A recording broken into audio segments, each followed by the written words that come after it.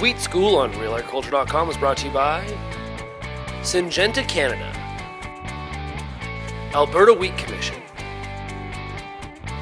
and C&M Seeds.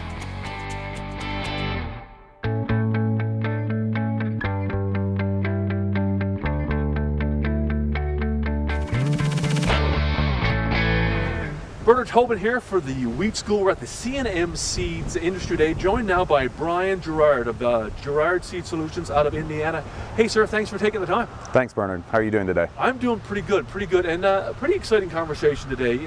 Obviously talking about a new approach to Fusarium head blight control, and maybe something that's a little old but with a new twist. And let's start it off with the FBH1 gene. That's the starting point for the conversation, Bryan. What are we talking about here? Well, the FHB1 gene's been around for a long time, and it comes out of a Chinese spring wheat.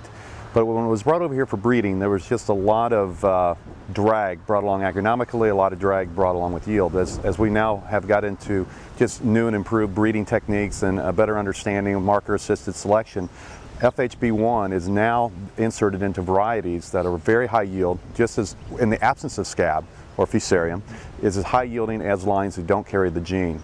And the gene really confers a type 2 resistance. There's two main types of resistance. Type 1, which tries to prevent the head from being impacted. Type 2, once the head is impacted though, prevents the spread. And that seems to be the type of protection that's going to be coming into the marketplace. I'm sure it's because of easier to breed with. I'm taking a guess there, but it's no doubt that type 2 resistance is coming, and it's really exciting to see now with yield, with strong agronomics and this Fusarium package, how it really is going to change potentially what we call scab resistance. Right. Now you've got studies that show 27% reduction of infection, so obviously that's bringing down the infection. What about the yield and agronomic performance, Bryan? What are we looking at? Well, right now, at least in the U.S., we are seeing the varieties are actually at the top of all the state yield trials. They're at the top of research trials. They're at the top of company trials, whether those are strip trials or also replicated yield trials. So we're not seeing any difference in yield. In many cases, we're seeing an improvement in yields. This year alone, lines carrying FHB1 finished #1 in the North Carolina state trials, #1 in the Southeast Missouri state trials, and a lot of private trials. We haven't seen all the data back yet, but we're now conferred in 2 years in a row where we have not had Fusarium pressure, but these lines are yielding right with the lines that don't carry FHB1. How widely available are they from a commercial perspective in the U.S. and now in Canada? In the U.S. they're widely available. The farmers are going to be able to put those in the ground starting this fall. There's been some acreage started a year ago, maybe 2 years ago, but now we're at full force. You have many varieties that are bringing this scab tolerance to the market with high yield. In Canada, I believe there are probably a couple lines in the marketplace now, and I do know there are at least 2 more in the registration trials currently. What does it do for spraying? I mean, obviously, we're spraying for Fusarium head blight.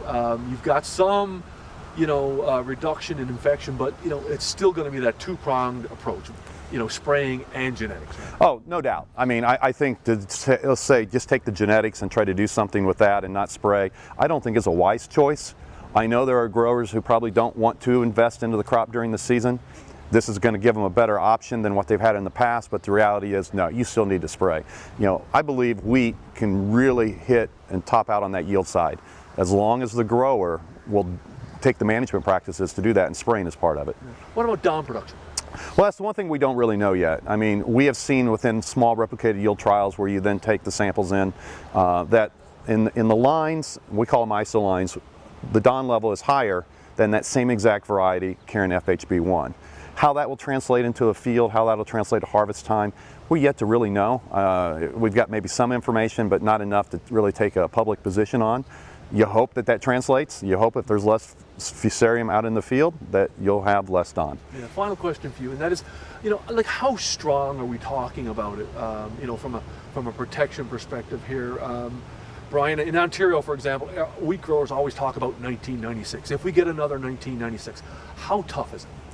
Well, we believe it'll hold up. I think you saw the chart in the presentation at Tiffin, Ohio, and you saw a lot of varieties where 30 to 40, in some cases 60 to 70% of the grain was infected of that variety in those replicated yield trials.